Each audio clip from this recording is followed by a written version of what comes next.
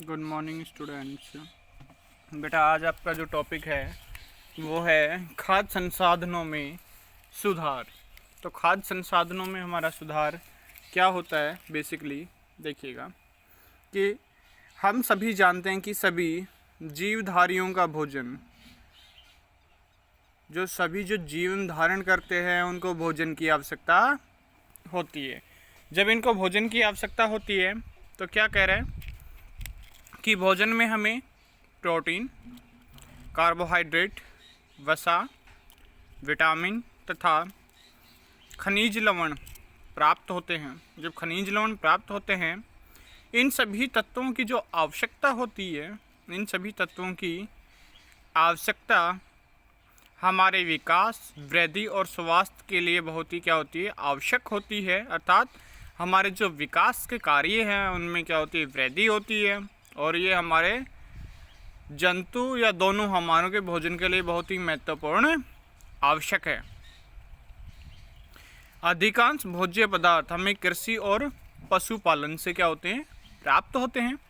पशुपालन से हमें प्राप्त होते हैं तो क्या करें, हम जैसे समाचार पत्र होते हैं, न्यूज़पेपर हैं, उनसे पढ़ते हैं कि कृषि उत्पादन तथा पशुपालन को बढ़ाने के लिए क्या हो रहे हैं, प्रयास हो रहे हैं। ये हम कर रहे हैं, प्रयास हो रहे हैं।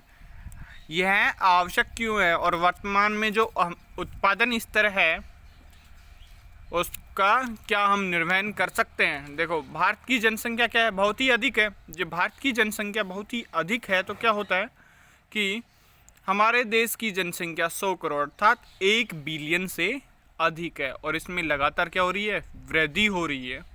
और इस बढ़ती हुई जनसंख्या के लिए अधिक अन्न उत्पादन की क्या होगी, हमें आवश्यकता होगी। क्यों होगी, क्योंकि सभी के लिए पूर्ति नहीं होगी।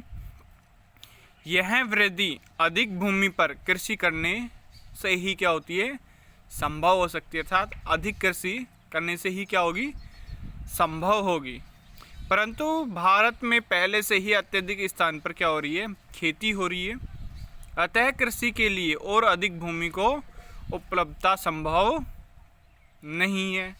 इसलिए फसल और पशुधन के उत्पादन की क्षमता को क्या करना है, बढ़ाना बहुत ही आवश्यक है। अभी तक फसल उत्पादन को बढ़ाने से हमारे प्रयास कुछ सीमा तक क्या रहे हैं, सफल रहे हैं।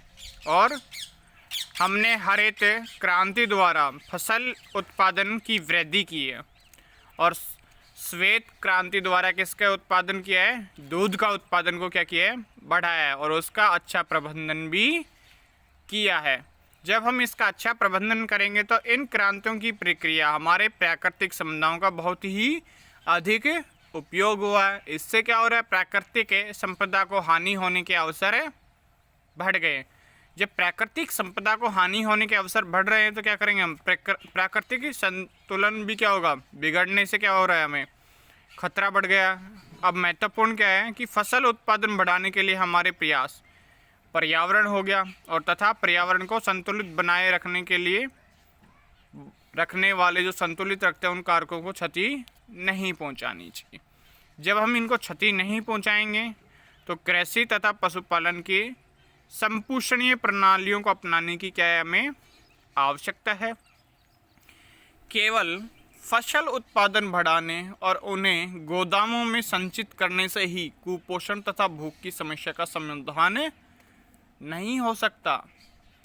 क्यों नहीं हो सकता, लोगों को अनाज खरीदने के लिए किसकी आवश्यकता होती है, धन की आवश्यकता होती है। ओके, धन की आवश्यकता होगी। खाद्य सुरक्षा उसके उत्पादन और उपलब्धता किस पे, दोनों के ऊपर निर्भर करता है। हमारे देश की जो जनसंख्या है वो क्या करे, अपने जीवन यापन के लिए कृषि पर ही क्या है, निर्भर है। इसलिए कृषि क्षेत्र में लोगों की आय भी बढ़नी चाहिए। जब लोगों की आय बढ़ेगी तो क्या कह रहा है, जिससे कि भूख की समस्या का समाधान हो सकेगा और कृषि से अधिक उत्पादन प्राप्त करने के लिए हमें जो वैज्ञानिक हैं वो प्रबंधन प्रणालियों को क्या होगा, अपनाना होगा। जब हम वैज्ञानिक प्रबंधन प्रणालियों को अपनाएंगे तो क्या होगा, जो संपोषणीय जीवन यापन के लिए मिश्रित खेती, अंतरा फसलीकरण तथा संगठित कृषि प्रणाली अपनानी चाहिए। उदाहरण के लिए पशुधन हो गया, कुक्कुट पालन हो गया, मत्स्य पालन हो गया, मधुमक्खी पालन के साथ कृषि आदि। ये हमारे क्या है, खाद्य संसाधनों में सुधार में आपको बताया गया।